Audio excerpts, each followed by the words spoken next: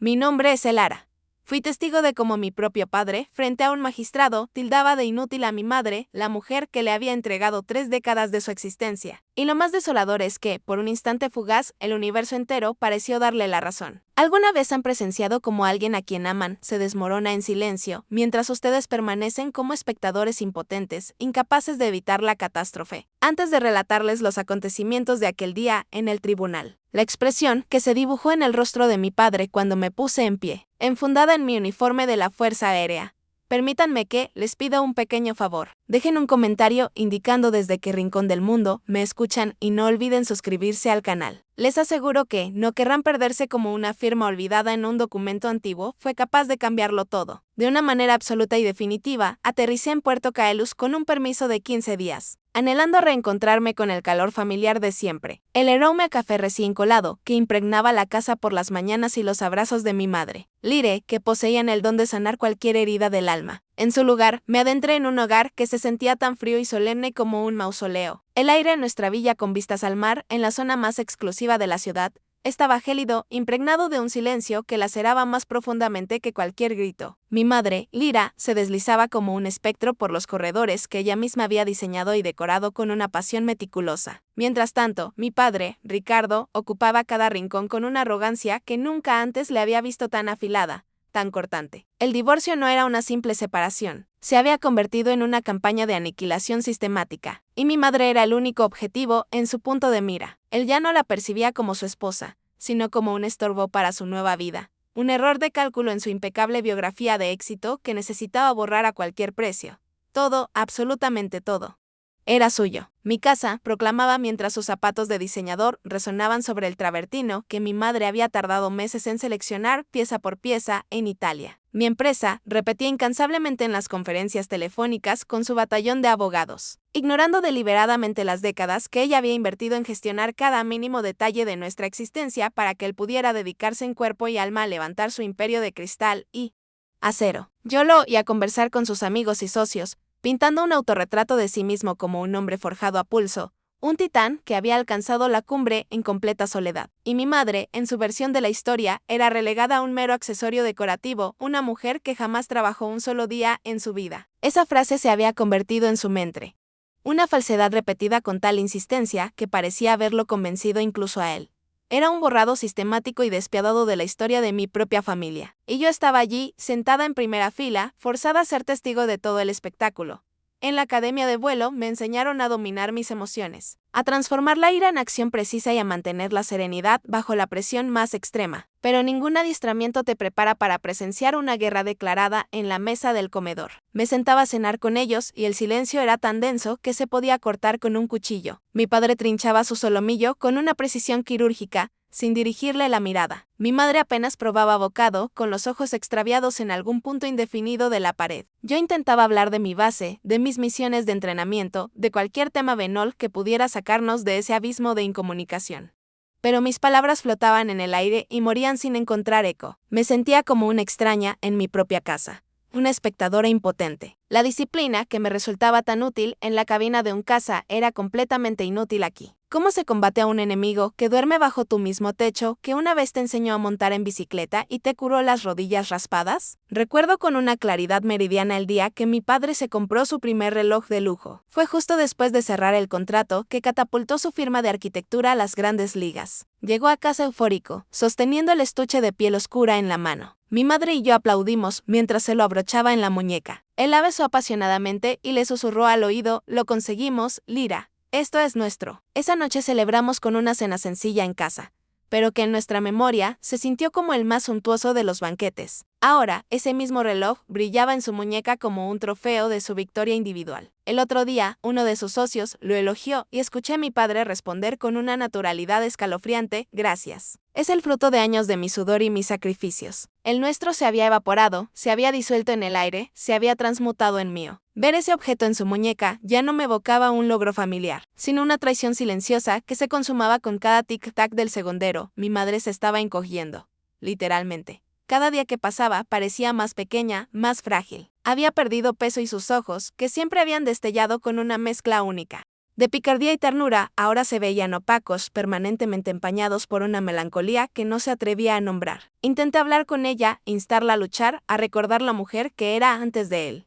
Mamá, tú vales mucho más que esto. Tú construiste esta familia ladrillo a ladrillo. Pero ella solo negaba con la cabeza, esbozando una sonrisa resignada que me partía el corazón. Ay, mi niña, ¿ya para qué? Solo quiero que esta pesadilla termine de una vez. Su espíritu combativo se había extinguido, consumido por años de ser minimizada, de escuchar que sus contribuciones no contaban porque no venían acompañadas de un extracto bancario. Mi padre no solo le estaba arrebatando la mitad de su patrimonio, le había robado su voz, su confianza, la narrativa de su propia vida. Los días previos a la audiencia final fueron un auténtico infierno. El teléfono no cesaba de sonar. Siempre eran los abogados, siempre portadores de malas noticias. Mi padre, con su equipo legal de tiburones del distrito financiero, había presentado una oferta de acuerdo que era una burla, una limosna insultante. Le ofrecía el apartamento de la costa, uno de los coches de la familia y una pensión que apenas cubriría sus gastos médicos y el seguro. La villa, la participación mayoritaria en la empresa, las cuentas de inversión. Todo quedaba para él, bajo el argumento legal de que eran activos generados exclusivamente por su labor profesional. El abogado de mi madre, un hombre bueno pero claramente superado por la artillería contraria, nos aconsejaba aceptar. Es lo mejor que podremos conseguir, Lira, nos decía con pesar. Luchar en el juicio será un proceso largo, costoso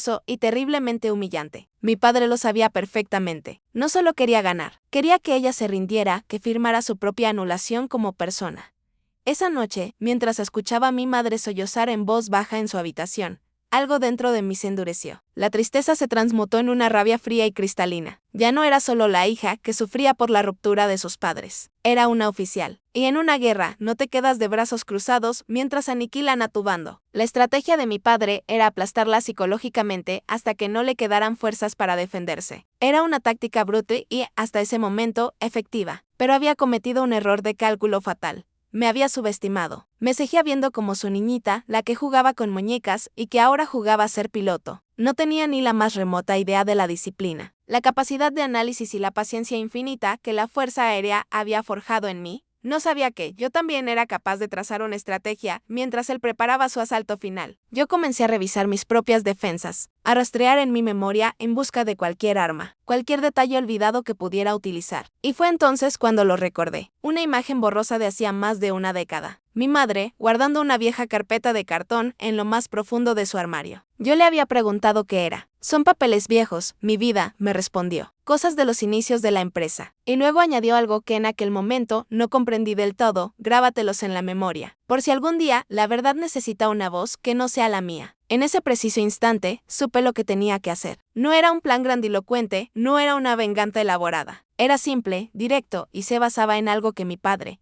en su desbordante arrogancia, había olvidado por completo el pasado. Con una calma que me sorprendió a mí misma, subí al desván, abrí el viejo arcón, donde mi madre atesoraba sus recuerdos y empecé a buscar. No buscaba dinero ni poder. Buscaba una firma. Buscaba la prueba irrefutable de que mi madre no había sido una espectadora, sino la arquitecta silenciosa de todo lo que mi padre ahora reclamaba como exclusivamente suyo. El desván olía a tiempo encapsulado, a madera seca y a recuerdos guardados con naftalina. El calor húmedo de Puerto Caelus se filtraba por el único tragaluz, dibujando un cuadrado de luz polvorienta sobre el suelo de tablas. Cada caja que movía, cada álbum de fotografías que abría, se sentía como una profanación de la memoria familiar. Allí estaban mis dibujos de preescolar, los vestidos de fiesta de mi madre de los años 80, los trofeos de golf de mi padre. Eran reliquias de una familia que ya no existía y yo me sentía como una arqueóloga desenterrando los huesos de una civilización perdida. Mi respiración era el único sonido que rompía el silencio, entrecortada por el esfuerzo y la creciente ansiedad. No estaba completamente segura de lo que buscaba. Solo me aferraba a las palabras de mi madre como si fueran el mapa de un tesoro. Grábatelos en la memoria. Y yo lo había hecho. Ahora solo necesitaba encontrar el mapa físico, la prueba tangible que su vida no había sido un fantasma. La encontré en el fondo de un baúl de cuero que había pertenecido a mi abuela. Era una carpeta de cartón color manila, frágil al tacto, con los bordes raídos por el paso de los años. No tenía ninguna etiqueta, ninguna inscripción. Por un momento, dudé en abrirla. Era como si contuviera una verdad que, una vez liberada, ya no podría volver a ser encerrada. Mis manos temblaban ligeramente mientras desataba el cordel que la mantenía sellada. Dentro no había fotografías ni cartas de amor,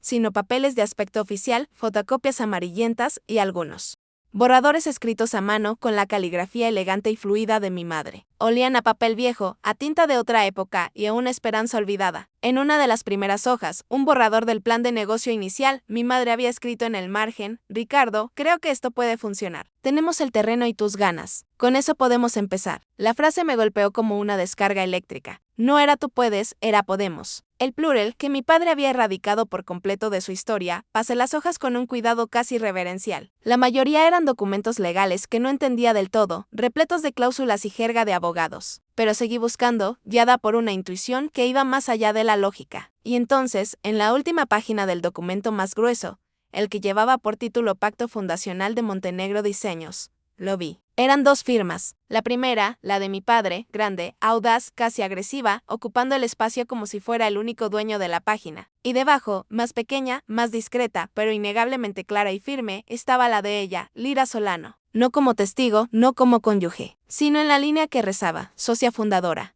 Me quedé mirando esa firma por lo que pareció una eternidad. Era la prueba, era la voz que mi madre creía haber perdido para siempre. Era el ancla de toda su vida, el ancla que mi padre había intentado soltar para dejarla a la deriva en un mar de olvido. En ese momento, la rabia que había sentido se transformó. Ya no era un fuego descontrolado, sino una llama fría y concentrada. Mi entrenamiento como piloto me había enseñado que la emoción es un lujo en una situación crítica. Lo que necesitas es un objetivo claro y un plan de vuelo para alcanzarlo. Mi objetivo ya no era simplemente consolar a mi madre, era restaurar su honor. Mi padre no era solo un hombre cruel, era un estratega que había planeado meticulosamente la anulación de su oponente. Y ahora, yo tenía en mis manos la contrainteligencia que él nunca esperó que existiera. No iba a enfrentarlo a gritos. No iba a montar una escena dramática. Iba a seguir sus reglas, las del sistema legal que él tanto respetaba y utilizaba para su propio beneficio. Y lo iba a desarmar con la única arma contra la que no tenía defensa alguna, la verdad, documentada y firmada por él mismo. Bajé del desván con la carpeta bajo el brazo,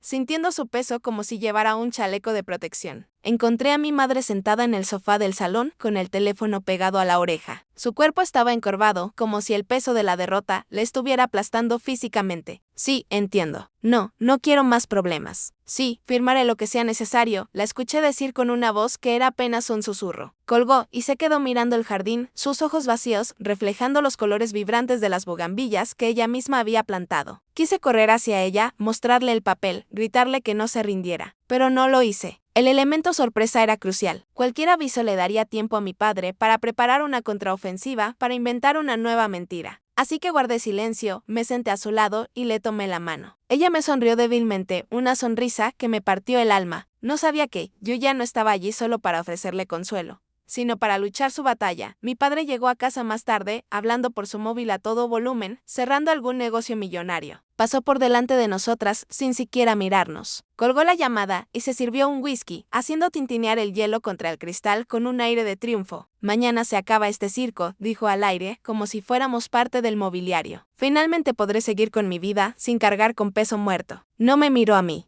Miró a mi madre. La humillación fue tan directa, tan brutal, que sentí el impulso irrefrenable de levantarme y enfrentarlo. Pero me contuve. Recordé a mi instructor de vuelo, gritándonos en el simulador: mantengan la disciplina bajo presión. Un piloto que pierde el control es un piloto estrellado. Así que me quedé quieta, con el rostro impasible, mientras él se pavoneaba por la sala que mi madre había convertido en un hogar, bebiendo de su copa como un rey en su castillo. Completamente ciego a la insurrección que se estaba gestando bajo su propio techo.